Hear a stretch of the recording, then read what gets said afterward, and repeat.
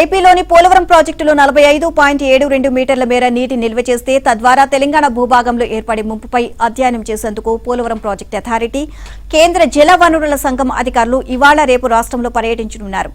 ఈ ప్రాజెక్టు పూర్తయితే భద్రాచలం పట్టణంతో పాటు రామాలయ పరిసరాలు, మణుగూరులోని హెవీ వాటర్ ప్లాంట్లోని కొన్ని ప్రాంతాలు ప్రభావితం అవుతాయని తెలంగాణ ఆందోళన వ్యక్తం చేస్తోంది.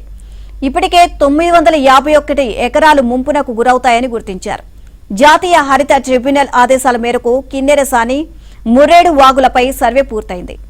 6 పెద్ద స్ట్రీమ్లు సర్వే సైతం ముగిసింది.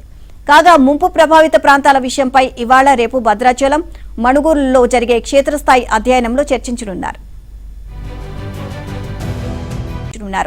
ఈ ప్రాజెక్టు పూర్తయితే భద్రాచలం పట్టణంతో పాటు రామాలయ పరిసరాలు, మణుగూరులోని హెవీ వాటర్ ప్లాంట్లోని కొన్ని ప్రాంతాలు ప్రభావితం అవుతాయని తెలంగాణ ఆందోళన వ్యక్తం చేస్తోంది.